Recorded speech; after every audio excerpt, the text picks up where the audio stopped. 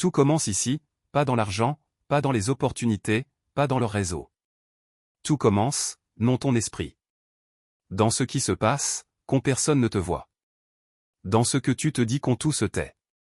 Dans ce réflexe intérieur qui décide si tu avances, ou si tu recules. Tu penses choisir ta vie. En réalité, tu réagis à des automatismes, des peurs anciennes, des habitudes mentales, des réflexes émotionnels que tu n'as jamais vraiment choisis consciemment, et tant que tu ne les observes pas, ils te gouvernent. Regarde ta vie honnêtement, combien de fois tu as hésité alors que tu savais quoi faire? Combien de fois tu as reculé alors que l'opportunité était là? Combien de fois tu as saboté un élan par une pensée banale? Pas maintenant, pas encore, plus tard. Ce n'était pas de la stratégie. C'était un automatisme. Micro-histoire. Un jeune homme brillant a tout pour réussir, intelligence, vision, ambition. Mais dès qu'il doit se montrer, parler, proposer, décider, son ventre se serre. Son esprit fabrique des scénarios d'échecs. Il recule, il attend. Il se dit qu'il se prépare. 10 ans passent, il est toujours au même point. Pas parce qu'il est incapable, parce qu'il n'a jamais appris à plus obéir à sa peur. Tu ne manques pas de potentiel. Tu manques de stabilité intérieure. Tu crois que l'ennemi est dehors, la concurrence, le marché, l'économie, les autres, c'est rassurant. Mais c'est faux. Le vrai combat, ce jour, avant même que le monde te teste. Il se joue dans la seconde où une émotion te traverse et décide si tu obéis, ou si tu choisis. La majorité confond pensée et vérité. Quand une peur apparaît, ils pensent que la situation est dangereuse. Quand un doute apparaît, ils pensent qu'ils ne sont pas prêts. Quand une tension monte, ils pensent qu'ils doivent fuir. Ils prennent l'émotion pour un oracle. Alors qu'elle n'est qu'un signal biologique. Ton cerveau est ancien. Il est programmé pour survivre. Pas pour prospérer. Il fuit la certitude. Il déteste l'exposition, il évite le risque. Ce n'est pas un défaut. C'est un héritage. Mais si tu laisses ce système diriger une vie moderne, ambitieuse, financièrement exigeante, tu vivras en décalage permanent. La peur n'est pas ton problème. Ton obéissance à la peur, l'est. Quand tu obéis à une émotion, tu la renforces. Elle gagne en vitesse, en autorité. En pouvoir, et sans t'en rendre compte, ton identité change. Tu deviens quelqu'un qui fuit. Puis quelqu'un qui hésite, puis quelqu'un qui regrette. À l'inverse, quand tu ressens une émotion sans lui donner la direction, quelque chose de totalement différent se produit. Tu observes, tu respires, tu choisis, et à cet instant précis ton identité se reprogramme. Ce n'est pas la confiance qui change ta vie. Vous êtes à capacité à agir sans attendre de te sentir confiance. Micro-histoire. Une jeune femme devait négocier son salaire. Elle avait peur. Sa voix tremblait. Son cœur battait vite. Mais elle a parlé quand même. Sans force. Sans théâtre, simplement avec clarté. Elle est sortie de la pièce avec plus d'argent oui, mais surtout avec autre chose. Le respect de l'eux-mêmes. À partir de ce jour, sa vie a commencé à accélérer. Pas parce qu'elle était devenue courageuse, parce qu'elle avait cessé d'obéir à sa peur. Ce chapitre, tu apprends une loi fondamentale. Tu ne deviens pas quelqu'un de fort quand tu ne ressens plus la peur. Tu deviens fort quand la peur ne décide plus pour toi. Regarde autour de toi. Les personnes que tu admires sont rarement les plus talentueuses. Ce sont les plus stables. Celles qui tiennent sous pression, c'est le qui ne s'effondre pas à la première critique. Celles qui ne changent pas d'identité à chaque échec. La stabilité intérieure est la vraie puissance. Pose-toi cette question sans détour. Qu'est-ce qui t'arrête vraiment aujourd'hui? Ce n'est pas le manque d'idées, tu en as trop, ce n'est pas le manque d'outils, tu sais où chercher. Ce qui t'arrête, c'est un dialogue intérieur que tu n'as jamais remis en question. Je ne suis pas prêt, je ne suis pas assez bon, je vais échouer, on va me juger. Ce n'est pas le moment. Ce n'est pas des vérités, ce sont des scripts. Et un script peut être réécrit. Tu dois comprendre ceci avec précision. Ce n'est pas le monde qui limite ton audace. C'est ton interprétation émotionnelle du monde. Tu marches dans la même réalité que d'autres. Ils avancent, tu es 8-8. Ce n'est pas la réalité qui est différente, c'est ta lecture intérieure. Ce chapitre marque le début d'une guerre silencieuse. Toi, contre tes automatismes, toi, contre ton ancien programme. Et cette guerre ne se gagne pas avec de la motivation, se gagner avec de la lucidité. À partir d'aujourd'hui, ton travail est simple. Observer avant d'obéir, sentir avant d'agir, écouter, sans te soumettre. Chaque fois que tu fais une pause entre l'émotion et l'action, tu récupères un morceau de ton pouvoir. Tu n'as pas besoin de supprimer tes peurs. Tu as juste besoin de le retirer le droit de vote. Imagine ce qui se passera, si ton esprit restait calme quand la pression monte. Si tu réfléchissais clairement quand les autres paniquent, si tu parlais quand ton cœur balite, si tu décides quand l'incertitude est totale. Que voudrait ta vie avec cette stabilité intérieure? Tu vois, la vraie confiance n'est jamais brillante. Elle est lente, posée, dense. Elle ne cherche pas à impressionner, elle avance sans se justifier. La majorité des gens cherchent à se rassurer. Les bâtisseurs cherchent à se structurer. Et cette structure commence ici. Dans ta capacité, elle ne plus est reprise en otage par ton système émotionnel. Ce chapitre n'est pas un discours pour te faire sentir fort. C'est un miroir pour te rendre lucide. Tu ne perdras plus ta vie par manque de talent. Tu la perdrais uniquement, si tu refuses de reprendre le contrôle de ce qui se passe à l'intérieur. À partir d'ici, chaque fois que tu hésiteras, pose-toi une seule question. Est-ce que je choisis vraiment ou est-ce que je réagis? Cette question seule peut transformer ta trajectoire. Parce qu'un homme qui choisit ne subit plus. Et un homme qui ne subit plus, devient très rapidement dangereux pour tous ceux qui voulaient le limiter. Si tu veux aller plus loin dans cette transformation intérieure et mentale, abonne-toi à 2 millénaires Elivery. Et si tu veux approfondir, j'ai laissé une playlist complète qui t'attend dans la description. Chapitre 2, devenir irréprochable envers toi-même. La majorité des gens ne se traînent pas par de grandes fautes. Elles se traitent par de petites négligences répétées.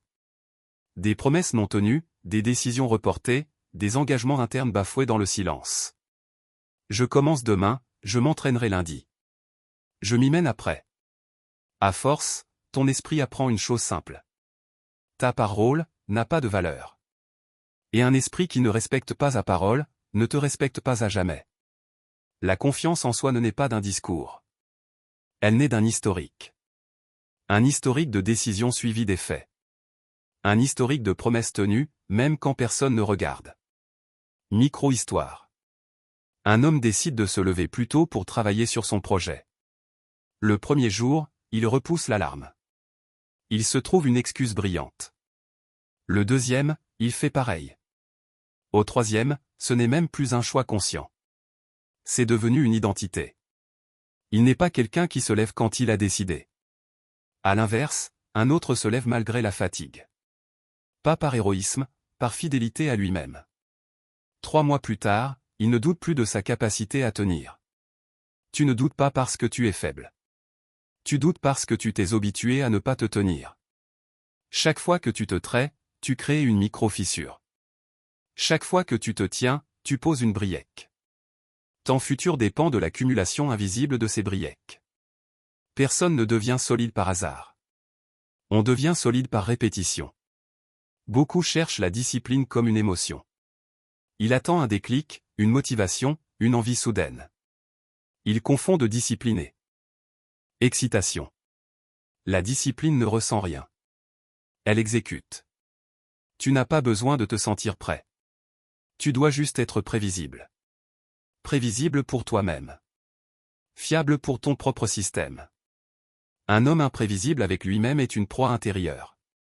Un homme fiable devient un socle. Observe quelque chose de brutal. Tu respectes plus facilement un contrat signé avec quelqu'un qu'un engagement pris avec toi-même. Tu as peur des conséquences sociales. Tu n'as pas peur de te décevoir intérieurement. Et c'est là que tout se joue. Tu dois redevenir quelqu'un qui a peur de se mentir. Ce chapitre demande un changement simple et radical. Tu ne prends plus d'engagement que tu sais que tu pourrais traire. Tu réduis la taille de tes promesses. Mais tu les honores sans exception. Moins de promesses, plus d'exécution. Ce choix seul fait basculer une trajectoire. Tu penses que la puissance vient de l'ampleur. Elle vient de la cohérence. Un homme cohérent devient dangereux parce qu'on peut prédire sa tenue. Et ce qui est prévisible dans l'effort devient imprévisible dans les résultats. Micro-histoire. Un sportif décide de s'entraîner 10 minutes par jour, pas plus. Tout le monde se moque. Trop peu. Pas assez. Mais il tient. Tous les jours. Sans négociation.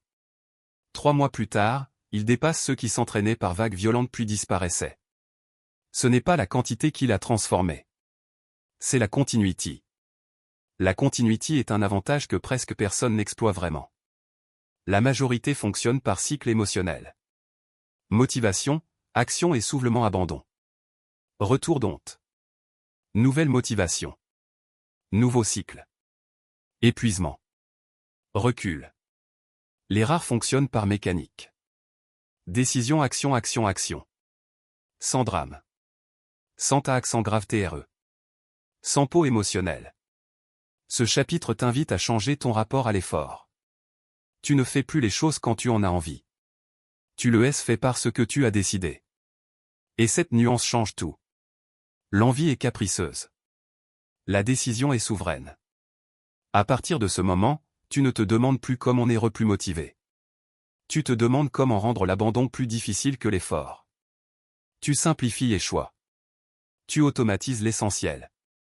Tu réduis les négociations internes. Moins ton esprit débat, plus ta vie avance. Tu n'as pas besoin de force surhumaine. Tu as besoin de friction minimale. Préparer tes affaires la veille. Programmer tes heures. Réduire tes options. Couper les distractions. Ce sont des armes silencieuses. Chaque décision que tu rends automatique te libère de centaines de micro-fatigues invisibles. Et cette énergie récupérée devient du carburant pour ta vraie trajectoire. Beaucoup s'épuisent parce qu'ils décident tout à chaque instant. Ils débattent pour chaque geste. Ils négocient avec eux-mêmes toute la journée. À la fin, ils sont vides. Parce qu'ils ont trop fait, parce qu'ils ont trop hésité. L'hésitation est une hémorragie d'énergie. Ce chapitre te demande de devenir fidèle à de petites règles simples. Pas à une vision abstraite, à des actes basiques, concrets, répétables. De lever à leur décider, finir ce que tu commences. Honorer tes engagements invisibles. Couper ce que tu dis vouloir couper. Ces gestes n'impressionnent personne, mais ils transforment l'identité en profondeur. Un homme qui se respecte dans l'invisible, finit toujours par être respecté dans le visible. À ce stade, tu dois accepter une vérité dure. Tu n'as pas besoin de changer ta vie d'un coup. Tu dois changer ta relation à ta parole. Tout le reste suivra. Quand ton esprit comprend que tu ne recules plus, il sait de te tester. Il sait de t'attaquer. Il devient ton allié. Et un esprit allié peut déplacer des montagnes. Tu ne seras pas parfait. Tu rateras parfois. Mais la différence essentielle est ici. Tu ne te raconteras plus d'histoire. Tu rates, tu ajustes, tu continues. Sans flagellation, sans excuse, sans mise en scène. Ce fonctionnement est celui des trajectoires longues. Ce chapitre est peut-être le plus ennuyeux pour l'ego. Et c'est pour cela qu'il est le plus puissant. Parce qu'il ne promet rien de spectaculaire. Il promet juste une chose que très peu atteignent réellement. Devenir irréprochable envers toi-même. Et quand tu le deviens, tout l'extérieur s'éligne avec un retard inévitable, mais certain. Parce que le monde finit toujours par prêter un homme, exactement comme il se traite lui-même. À partir d'ici, tu ne chercheras plus à te motiver. Tu chercheras à te prouver. Pas aux autres. À toi. Et quand tu te prouves chaque jour, même dans l'ennuyé, même dans la fatigue, même dans le doute. Alors la confiance n'est plus un concept. Elle devient une conséquence. Chapitre 3. L'environnement te construit plus vite que ta volonté. Tu crois que ta réussite dépend de ta motivation. C'est faux. Elle dépend surtout de ce que ton quotidien te permet ou t'interdit sans te demander ton avis. La volonté fatigue, l'environnement dirige sans parler. Regarde ta journée. Ce que tu vois au réveil. Ce que tu entends. Ce que tu te touches. Ce que tu consommes. Tout cela te programme. La majorité tente de devenir forte dans un environnement faible. Elle veut de la rigueur dans le chaos, de l'ordre dans le bruit, de la concentration dans la saturation et elle s'épuise. Puis elle conclut qu'elle manque de discipline. En réalité, elle a choisi un terrain de jeu qui détruit ses règles. Micro-histoire. Un homme veut arrêter de procrastiner. Il travaille sur son lit et les phones à côté, notifications actives, bruit permanent. Il lutte. Il force. Il s'épuise. Un jour, il change une seule chose. Il crée un espace de travail vide. Une table, une chaise, un carnet. Rien d'autre. En une semaine, sa productivité double. Il n'est pas devenu plus motivé. Il a cessé de se saboter sans le savoir. Ton environnement est un complice silencieux. Soit de ta montée, soit de ta chute. Tu ne peux pas demander à ton cerveau de résister toute la journée à ce que tu lui mets sous les yeux. Il finit toujours par céder. Ce n'est pas une faiblesse morale. C'est de la biologie. Ce que tu vois influence ce que tu veux. Ce que tu entends, influence ce que tu crois. Ce que tu fréquentes, influence ce que tu tolères. Tu veux changer ta vie? Commence par changer ce qui la nourrit à cœur. Beaucoup veulent un destin différent avec des habitudes identiques, c'est impossible. L'avenir naît de la répétition, jamais du souhait. Tu dois comprendre une loi simple. Tu ressembles fatalement à ce que tu fréquentes régulièrement. Si tu fréquentes le bruit, tu deviendras dispersé. Si tu fréquentes la plante, tu deviendras passif. Si tu fréquentes l'exigence, tu deviendras solide. L'environnement n'élève pas par discours. Il élève par pression constante. Tu veux devenir quelqu'un de précis, installe-toi dans des lieux précis. Tu veux devenir quelqu'un de calme, installe-toi dans des rythmes calmes. Tu veux devenir quelqu'un de riche, installe-toi dans des cercles où l'argent est traité comme un outil, pas comme un fantasme. Beaucoup restent pauvres parce qu'ils vivent entourés de discours pauvres. Pauvres en vision, pauvres en responsabilité, pauvres en perspective. Ils parlent toujours de ce qui manque, jamais de ce qui se construit. Micro-histoire. Un jeune homme gagne bien sa vie mais reste instable. Autour de lui, tout le monde critique. Les patrons, les riches, le système, les économies. Chaque discussion est un rejet de la responsabilité. Il pense être différent, mais ses résultats stagnent. Un jour, il change de cercle. Pas de miracle. Mais autour de lui, on parle d'opportunités, d'actions, d'erreurs assumées. 3 ans plus tard, il ne pense plus pareil. Il ne parle plus pareil. Et sa vie ne fonctionne plus pareil. Il n'a pas changé de cerveau, il a changé d'air. L'air que tu respires, conditionne ta pensée. L'environnement, ce n'est pas que les autres, c'est aussi ce que tu consommes. Les informations, les images, les contenus, les réseaux. Si tu passes tes journées à regarder le drame, l'excel, l'apport, la moquerie, ne t'étonne pas d'avoir un esprit tendu et méfiant. Ton cerveau ne fait pas la différence entre ce que tu vis et ce que tu regardes intensément, il enregistre tout comme réel. Tu nourris ton esprit toute la journée. La question est simple. Avec quoi? Si tu nourris la comparaison, tu récoltes l'envie. Si tu nourris la colère, tu récoltes l'agitation. Si tu nourris la construction, tu récoltes la lucidité. Tu ne peux pas devenir dangereux dans un environnement qui t'endort. Ce chapitre demande une décision nette. Tu dois redevenir l'architecte de ton cadre, ce que tu laisses entrer, ce que tu refuses, ce que tu rends difficile d'accès, ce que tu rends évident, rends l'effort plus simple que la fuite, rends la rigueur plus accessible que la distraction. Tu veux lire plus, laisse des livres visibles. Tu veux t'entraîner plus, laisse ton matériel prêt. Tu veux travailler plus, couplé à coursier vers le divertissement. L'homme puissant ne dépend pas de sa volonté. Il dépend de ses systèmes. Les systèmes gagnent quand la motivation perd. Tu ne seras pas discipliné toute ta vie, mais tu peux construire un cadre qui agit même quand tu es fatigué. C'est cela l'intelligence stratégique. Beaucoup veulent une transformation intérieure sans toucher à leur extérieur. Ils veulent changer sans bouger les meubles. Alors que les meubles sont la première pression quotidienne sur l'esprit. Ce que tu laisses traîner dans ta vie te façonne plus vite que ce que tu affirmes vouloir devenir. L'environnement, c'est aussi ton rapport au temps. Ton emploi du temps est un territoire. Si tu l'es tout au hasard, le hasard décidera pour toi. Si tu structures, tu reprends le contrôle. Un agenda vide est rarement un signe de liberté, souvent c'est un signe de dérive. Quand tout est flou, l'énergie se disperse. Quand tout est cadré, l'énergie se concentre. Tu n'as pas besoin d'un plan ingrégible, tu as besoin d'un rythme non négociable. Certaines heures sont sacrées. Pour l'effort, pour la réflexion, pour la construction, et tout le reste s'organise autour. Ce chapitre t'invite à cesser d'être un courage dans un cadre médiocre et à devenir un stratège dans un espace exigeant. Tu ne dois plus te demander si tu es assez fort. Tu dois te demander si ton environnement te rend plus fort ou plus faible chaque jour. Parce qu'à bout de 2 ans, l'environnement gagne toujours contre l'intention. Les hommes qui réussissent ne sont pas ceux qui ont le plus de volonté, ce sont ceux qui ont le mieux réduit la part de hasard dans leur quotidien. Ils ont moins tentation à combattre, moins de décisions à négocier, moins de fatigue mentale. Et cette économie d'énergie fait toute la différence sur 10 ans. Tu veux changer de trajectoire? Alors commence par déplacer les murs autour de toi.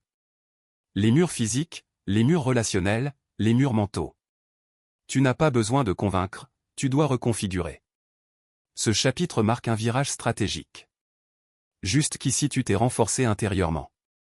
Maintenant tu adaptes le monde autour pour qu'il cesse de te freiner. À partir de là, tu ne l'utiliseras plus seul contre tes faiblesses. Le cadre deviendra ton allié. Et quand ton cadre devient ton allié, ta progression c'est d'être érosique, elle devient inévitable. Et c'est un instant précis que l'effort commence enfin à payer sans te fermer l'âme, parce que tu n'avances plus contre ton monde, tu avances avec lui. Et un homme qui avance avec son monde devient très rapidement impossible à arrêter. Chapitre 4. Quand les GOG se déguisent en assurance. Plus tu progresses, plus tu deviens compétent. Plus tu deviens visible, plus les résultats apparaissent. Et c'est là que le danger change de forme. Ce n'est plus la peur qui te freine. C'est la satisfaction qui veut te ralentir. Au début, les GOG se faisaient douter. Maintenant, il veut t'endormir. Il te murmure que tu es au-dessus, que tu as compris plus vite, que tu as fait plus d'efforts, que tu mérites de relâcher. Et si tu l'écoutes, tu passes sans en rendre compte du constructeur au gestionnaire de ton image. La vraie confiance est silencieuse. L'Egoli a besoin d'être entendu. Micro-histoire. Un entrepreneur sort de l'ombre après plusieurs années de travail. Les résultats arrivent. Les compléments aussi. Les invitations, les succès visibles. Il commence à parler plus qu'il ne construit. À expliquer plus qu'il n'exécutait. Les chiffres stagnent. Puis, ils descendent. Il ne comprend pas. Ils avaient confiance. En réalité, il nourrissait son ego. L'ego te fait croire que parler est une preuve. Alors que c'est l'œuvre l'est. L'ego te fait croire que tu dois montrer. Alors que tu dois encore forger. À ce niveau, tu dois regarder une chose de très près. Comment tu réagis aux compléments? Est-ce que tu les prends comme une inspiration ou comme une validation? Est-ce qu'ils t'élèvent ou t'inspellent? L'ego mentit arriver. La maîtrise, c'est qu'elle n'arrive jamais. Dès que tu te sens arriver, tu cesses de progresser. Dès que tu cesses de progresser, tu recules. Il n'existe aucun plateau stable dans la vie. Seulement des montées gérées ou abandonnées. Les GOG adorent les titres. Les statuts. Les étiquettes. Entrepreneur. L'idée. Visionnaire. Investisseur. Coach. Créateur. Dès que tu t'identifies trop à un titre, tu commences à protéger l'image plus que la fonction réelle. Et quand tu protèges l'image, tu acceptes moins l'erreur. Quand tu acceptes moins l'erreur, tu bloques ton évolution. Les hommes vraiment dangereux acceptent d'être maladroits à nouveau. Ils reviennent élèves dès qu'ils ont progressé. Un esprit figé par son propre statut devient vulnérable. Ce chapitre t'oblige à une chose radicale. De méfier de toi quand tu commences à te sentir trop sûr. La confiance stable de recalme, les GOG déguisés te rend rigide. Observe ton rapport à la critique. Si elle t'instruit, ta confiance est saine. Si elle te blesse, métoptine, les GOG a déjà pris une place. La critique n'est pas toujours juste, mais la réaction qu'elle provoque, elle est toujours révélatrice. À ce stade, ton vrai travail n'est plus d'ajouter des compétences. Il est de maintenir un esprit vide. Un esprit, prêt à se remettre en question. Un esprit qui ne s'identifie pas à ses victoires. Ce vide intérieur ira, et il est la marque des trajectoires longues.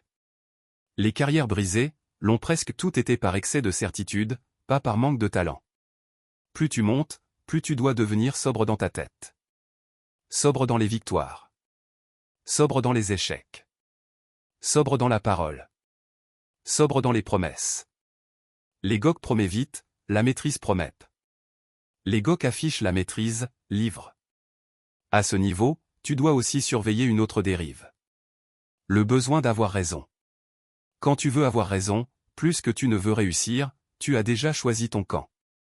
Celui du confort intellectuel, au lieu de celui de l'évolution.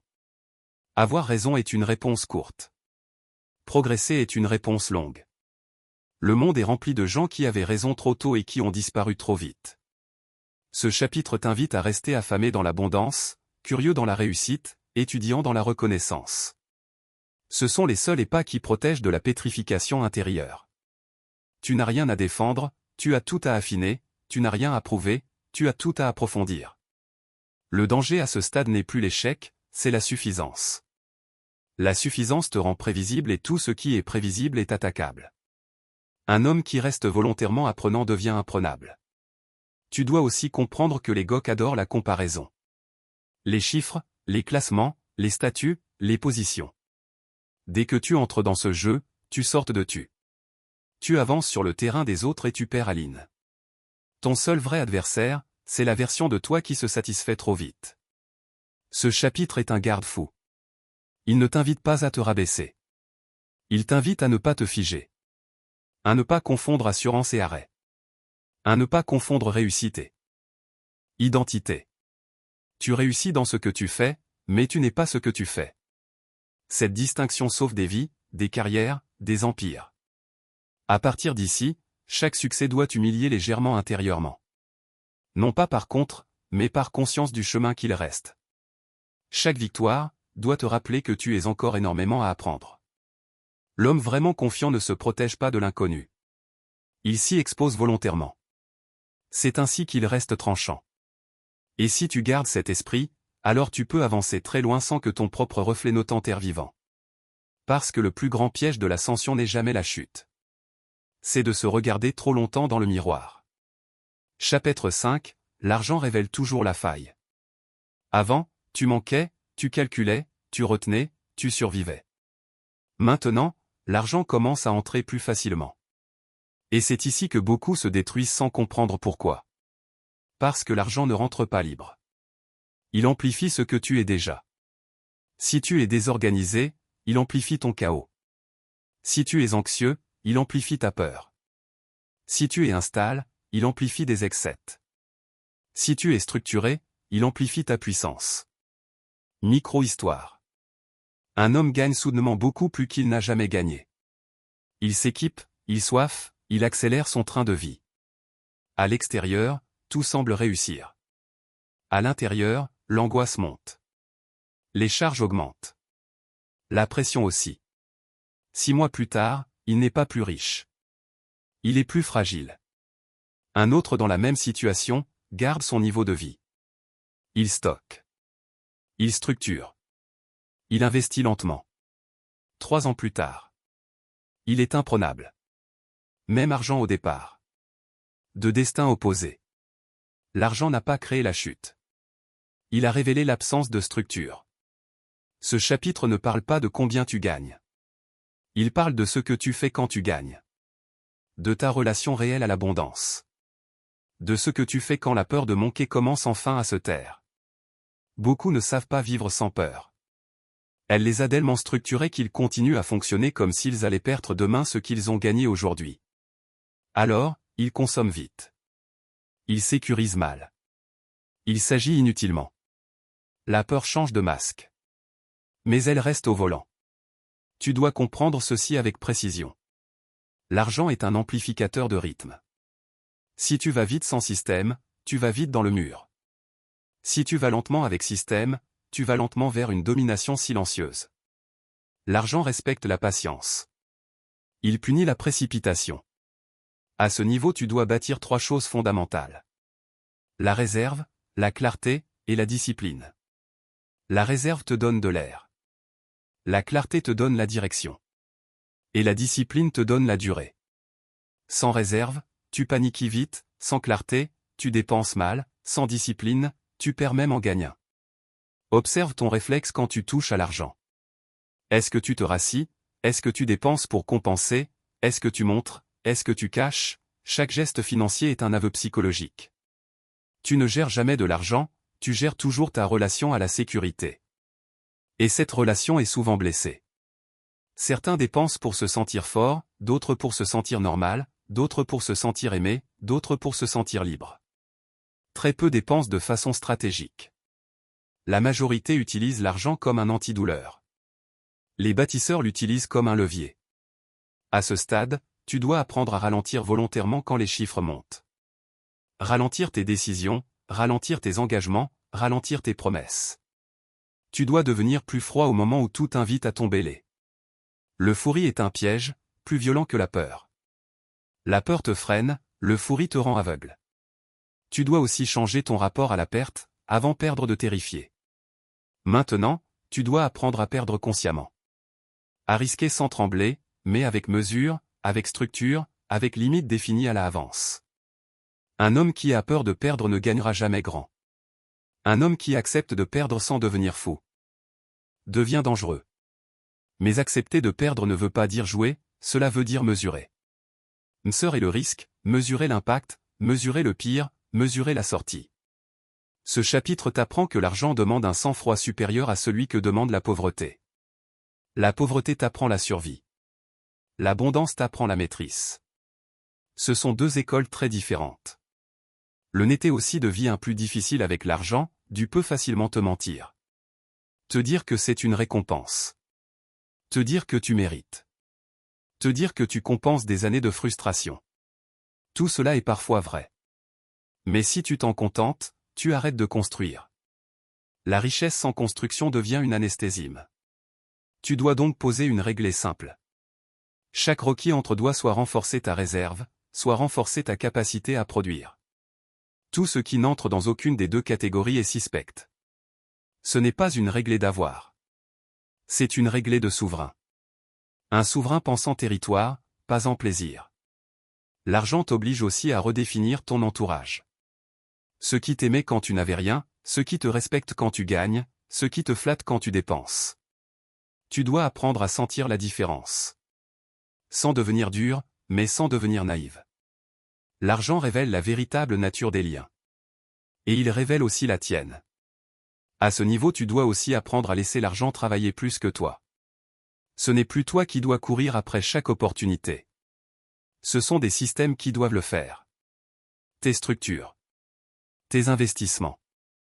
Tes créations. Tu passes d'un monde d'effort, à un monde d'ingénierie. Si tu continues à te définir uniquement par l'effort, alors que l'abondance est là, tu m'auras épuisé dans une vie pourtant riche. L'intelligence financière commence lorsque l'effort c'est d'être la seule source de valeur. Ce chapitre est un basculement. Tu ne travailles plus uniquement pour gagner. Tu commences à travailler pour ne plus jamais perdre ton axe quand tu gagnes. Et c'est ici que se joue la différence entre les riches nerveux et les riches s'ouvrent. Les premiers vivent sous tension. Les secondes vivent sous autorité intérieure. À partir de maintenant, l'argent ne doit plus jamais décider de ton état intérieur. Ni quand il entre.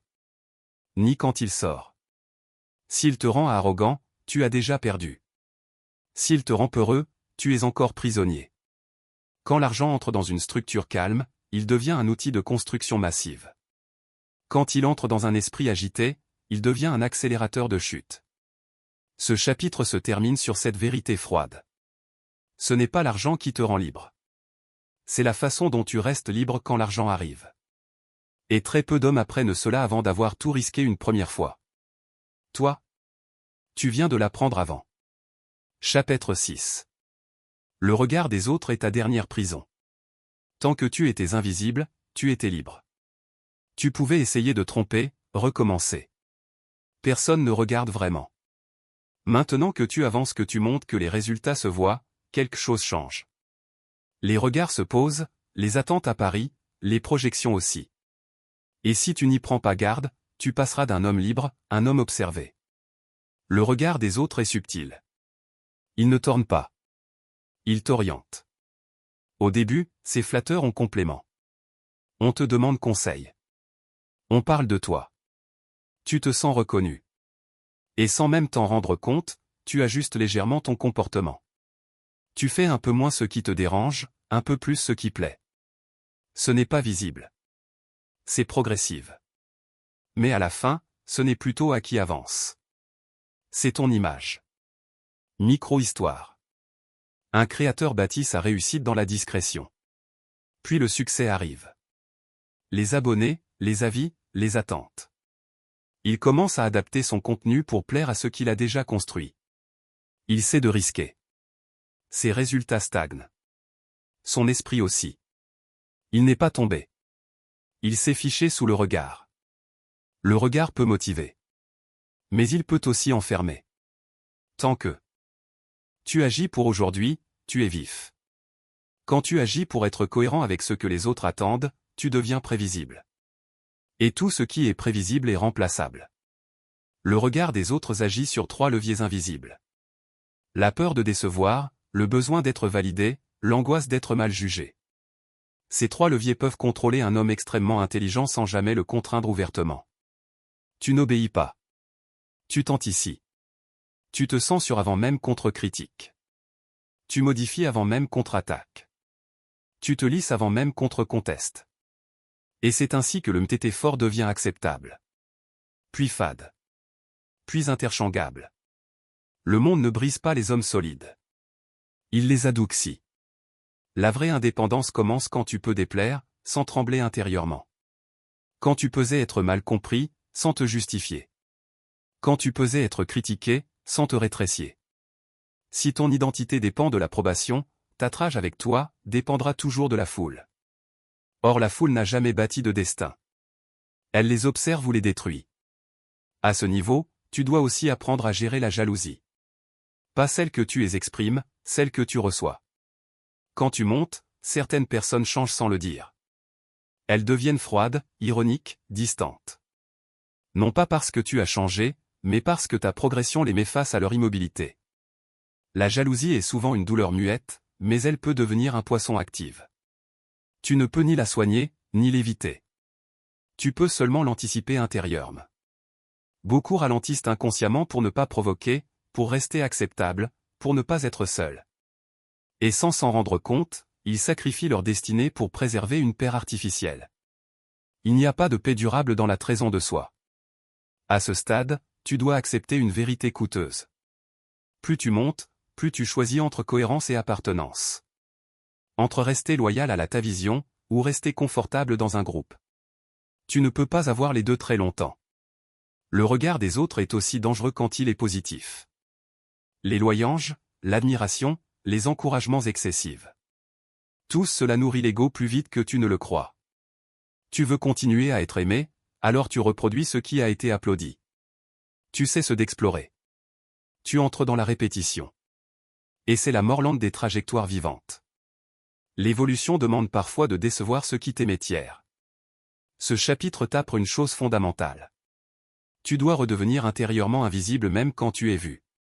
Tu dois agir comme si personne ne regardait. Décider comme si personne ne commentait. Créer comme si personne ne juguait. Ce n'est pas du mépris. C'est de l'indépendance. Tu peux écouter les avis, mais tu ne dois plus obéir au regard. Un homme libre n'est pas celui que personne ne regarde. C'est celui que le regard ne déplace plus. À ce niveau, tu dois aussi surveiller ton besoin de reconnaissance. Même léger, même subtil. Dès que tu fais quelque chose pour être reconnu, tu perds une partie de ton pouvoir décisionnel. Tu remets ton axe dans les mains d'autrui. Tu ne construis plus à partir de ton centre, tu construis à partir d'un miroir. Et un miroir ne montre jamais la profondeur. Les grandes décisions sont rarement applaudies au moment où elles sont prises. Elles sont applaudies quand leurs effets deviennent indéniables. Si tu attends l'applaudissement pour décider, tu décideras toujours trop tard.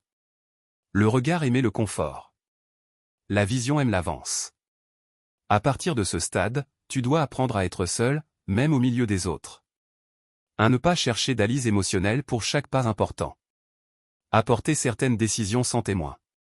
C'est pour cela que les trajectoires hautes deviennent silencieuses. Plus tu moins tu expliques. Plus tu assumes seul. Ce chapitre est une coupure symbolique. Tu ne travailles plus pour être validé. Tu travailles pour être juste. Tu ne veux plus être applaudi. Tu veux être aligné. Tu ne veux plus convaincre, tu veux bâtir.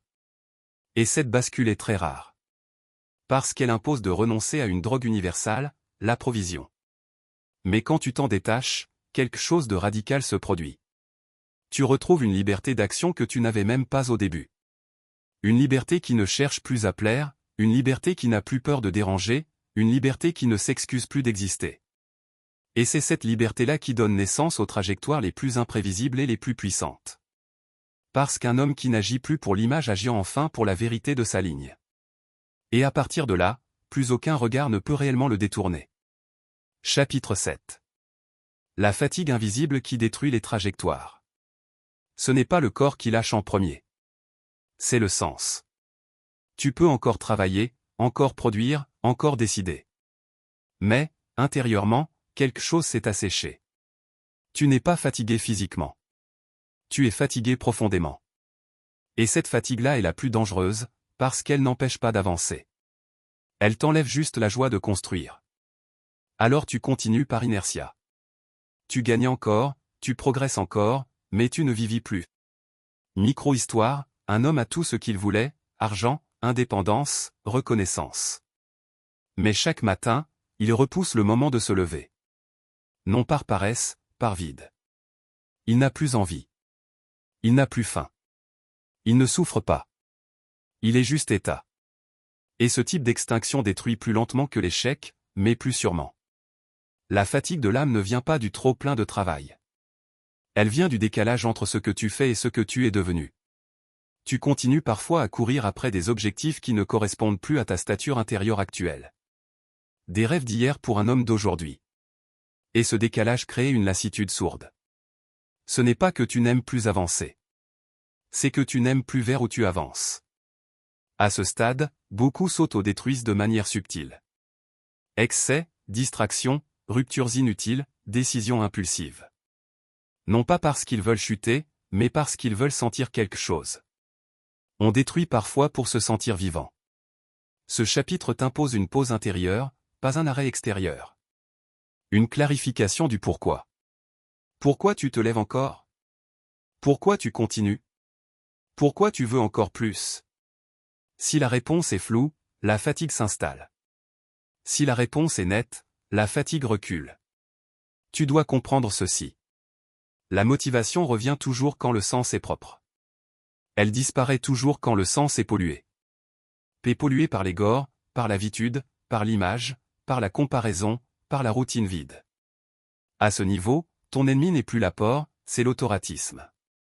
Tu avances parce que tu as toujours avancé. Tu produis parce que tu as toujours produit. Tu gagnes parce que tu sais gagner. Mais tu ne sais plus exactement pourquoi. Un homme sans pourquoi finit toujours par se trahir sur le comment. Il bâcle, il s'absent émotionnellement. Il devient mécaniquement efficace, mais intérieurement absent. Ce chapitre t'invite à une chose rare. Redevenir vivant dans ta propre trajectoire. Pas en changeant tout, en réagissant la source. Tu n'as pas besoin de tout détruire. Tu as besoin de purifier ce qui te fait avancer. Le feu ne revient pas par la quantité. Il revient par l'alignement. À ce stade, tu dois apprendre à alterner tension et vestitude. Travail exigeant et espace vide. Construction intense et respiration profonde. Si tu restes tout le temps sous pression, tu deviens dur. Si tu ne respires jamais, tu perds la sensibilité. Et un bâtisseur sans sensibilité devient un simple opérateur. Le vide n'est pas une perte de performance. Il est un régénérateur de clarté.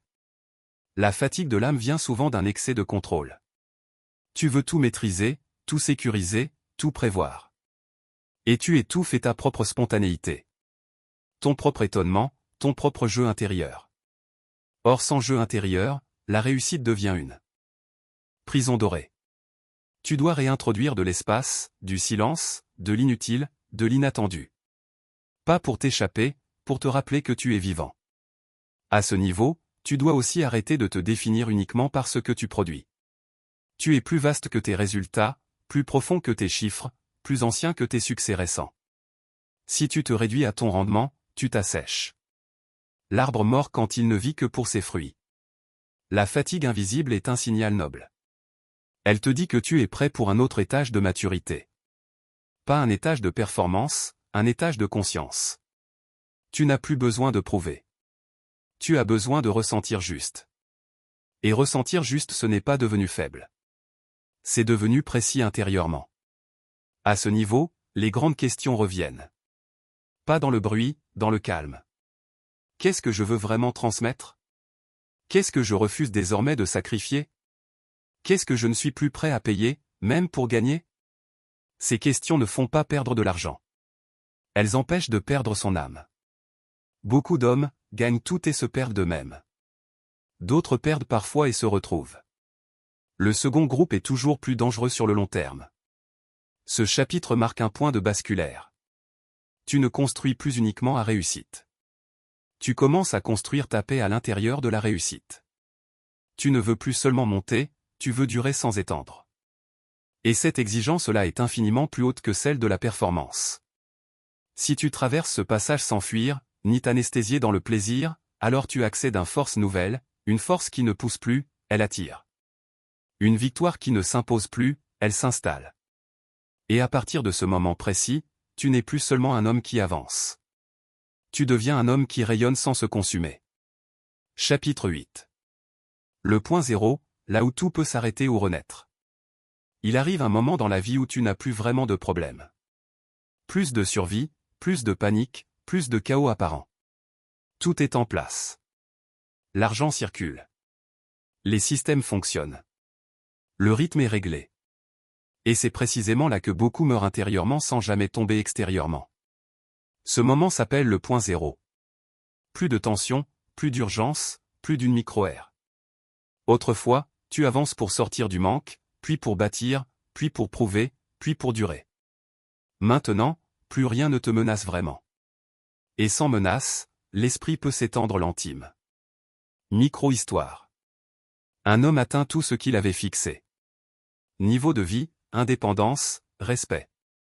Autour de lui, tout est calme. Trop calme.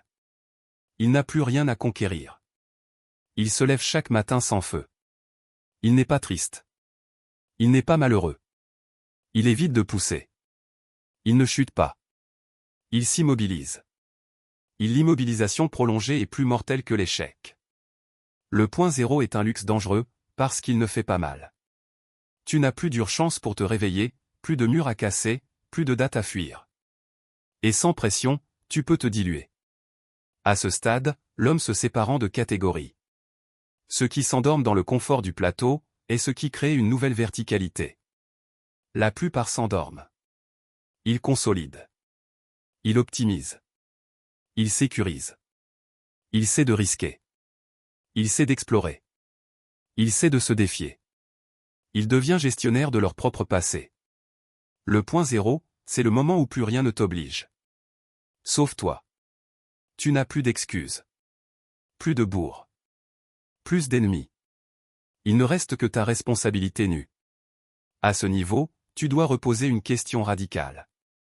Si je n'avais plus rien à prouver, est-ce que je continuerais à me pousser? Si la réponse est nue, alors ta trajectoire est déjà en train de s'étendre. Le danger ici n'est pas l'abandon. C'est la tière. Tu continues. Mais sans feu, sans vision élevée, sans nécessité intérieure. Tu deviens correct. Efficace. Mais remplaçable par n'importe quel autre opérateur. Le monde n'a jamais été changé par des hommes tièdes. Le point zéro exige une décision RAR. Ce recrée est un vertige volontaire. Pas pour besoin. Par choix. Crée une nouvelle montagne. Un nouveau territoire intérieur. Une nouvelle exigence. Pas pour gagner plus. Pour rester tranchant. À ce stade, tu dois sortir du calcul. Tu ne peux plus fonder ta prochaine montée sur un besoin matériel. Il faut un enjeu existentiel. Quelque chose qui dépasse ton confort. Quelque chose qui t'oblige à redevenir élève. Les grands hommes renaissent plusieurs fois dans une vie. Les autres optimisent la première version jusqu'à l'usure. Tu dois redevenir maladroit quelque part. Redevenir débutant. Redevenir vulnérable par choix. Sinon, tu vas longtemps entrer sous ta propre stabilité. Le point 0 te confronte aussi à cette vérité nue. Tu n'es plus porté par le désir de devenir. Tu dois désormais choisir de l'être. Chaque jour, sans promesse extérieure. Avant, tu es tiré par l'avenir. Maintenant, tu dois te tirer toi-même. Peu de gens supportent ce niveau de liberté. Ils préfèrent rester dans des boucles de problèmes artificiels, des drames, des urgences factices, parce que le chaos donne au moins l'illusion de vivre une aventure. Mais l'aventure la plus haute commence quand plus rien ne pousse de l'extérieur. Ce chapitre marque la fin de toutes les excuses. Plus de manque, plus d'oppression, plus d'urgence. Juste toi, face à ta capacité de création pure. Soit devient un explorateur, soit devient un conservateur. L'explorateur se perd parfois. Le conservateur se fiche toujours. À ce niveau, tu dois aussi accepter que personne ne t'applaudira pour ta prochaine montée. Elle sera intérieure. Silencieuse. Et pourtant, elle décidera de tout ce que tu laisseras dire toi. Tu ne seras plus porté par l'admiration. Tu le seras par la justice. Le monde ne verra peut-être même pas ton combat. Mais ton âme, elle, le verra. Le point 0 est l'endroit où l'homme sait d'être un survivant. Il devient un créateur conscient. Et cette basculée est la plus exigeante de toutes, parce que tu n'as plus rien à fuir. Juste quelque chose à devenir. Si tu traverses ce niveau sans t'endormir, alors il ne resterait plus qu'une étape. La dernière. Celle qui ne te concerne plus seulement toi. Le prochain chapitre ne parlera plus de ton feu. Il parlera de ce que ce feu éclaire autour de toi. Et ce sera l'épreuve ultime. Chapitre 9 devrait naître un point d'impact, pas un simple gagnant. Tu n'es plus dans la survie. Tu n'es plus dans la conquête, tu n'es plus dans la démonstration, tu entres dans l'influence réelle. L'influence ne se mesure pas en audience. Elle se mesure en transformation. Combien d'êtres se redressent parce que tu tiens droit? Combien osent parce que tu oses sobrement? Combien ralentissent leur chute parce que tu ne triches pas? La véritable influence n'est jamais visible en surface. Elle agit dans les décisions silencieuses des autres. À ce stade, tu comprends une vérité froide, tu n'as jamais travaillé seulement pour toi, même quand tu le croyais. Chaque choix, chaque renouissement, chaque rigueur construisait déjà un modèle que d'autres allaient un jour regarder sans te le dire. Tu as toujours été observé, même quand tu étais invisible. Ce chapitre te fait rentrer dans une autre responsabilité. Tu ne peux plus te permettre certaines basses, certaines lâchetés, certaines distractions, non par morale, par cohérence énergétique.